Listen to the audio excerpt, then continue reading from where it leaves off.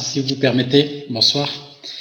Dans la condition déclarée, on s'aperçoit que la condition n'est pas réelle et qu'on analyse ça sous une forme de mensonge, mais que ce mensonge n'est pas intentionnel. Est-ce que ça change quelque chose? Intentionnel ou pas intentionnel, à partir du moment que la personne elle dit, il se déclare Lévi et qu'en vérité les Kohen, c'est quand même, il y a eu une tromperie. À ce degré-là, oui.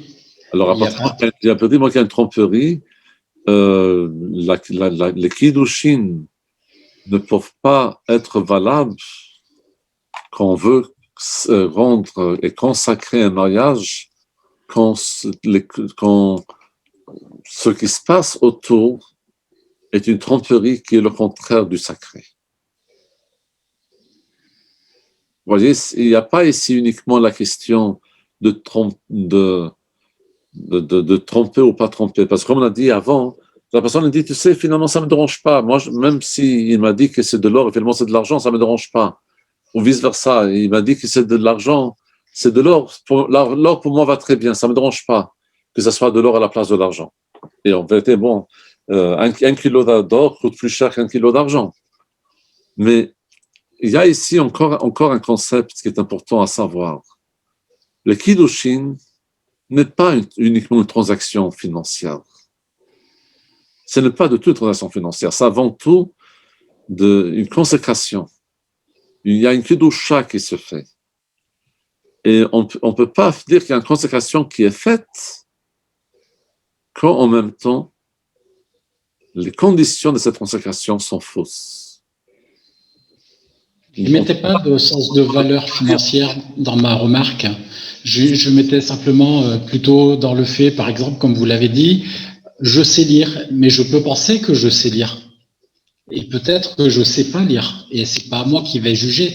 On est d'accord, mais à partir du moment qu'il y a quelque chose qui a été prononcé, c'est pour ça qu'on dit la défense. S'il n'y a rien qui a été dit, si les personnes, ça ne les dérange pas, ça va très bien.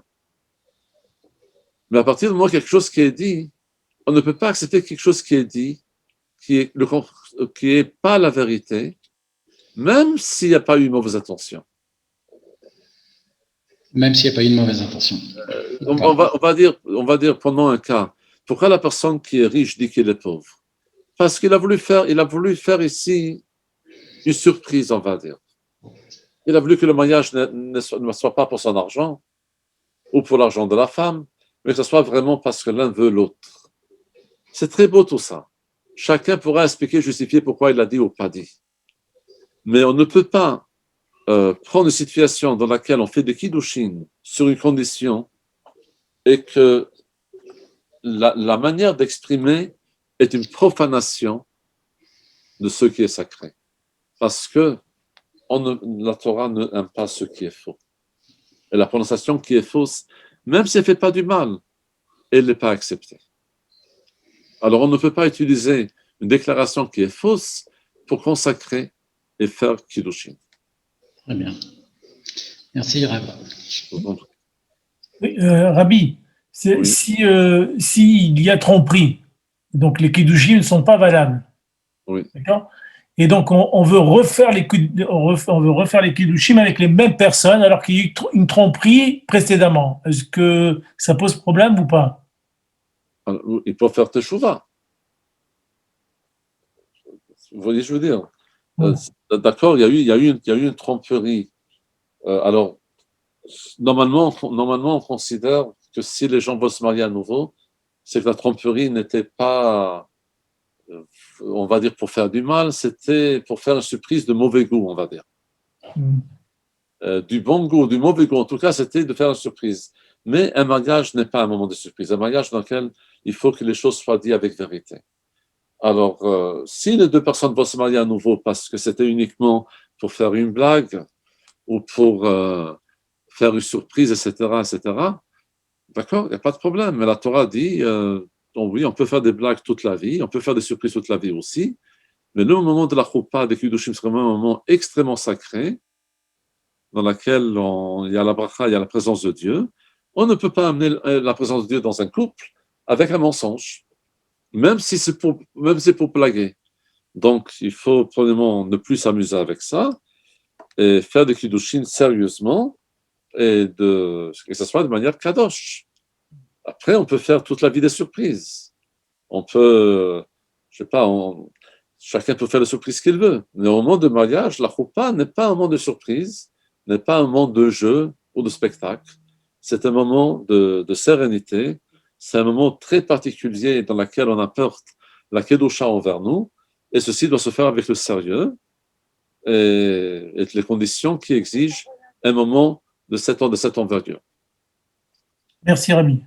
Je vous en prie. Ok, alors que de Bsorot Tovot, je vous souhaite tous une excellente soirée. Merci beaucoup. Je ne sais pas si Yaakov veut poser une question ou c'est que pour donner la main. Non, c'était pour féliciter vos deux shiurim à la suite. Chazak u'baruch, chazak u'baruch. Je vous souhaite tous une bonne soirée, que la Torah vous protège Chazak u'baruch. et vous apporte Merci plein beaucoup. de bénédictions. Au cours de Bsorot Tovot. Bonne soirée à tous. Bonne soirée. Merci. Bonne soirée à tous, merci. Bsorot Tovot Bat Hashem. Kol tov.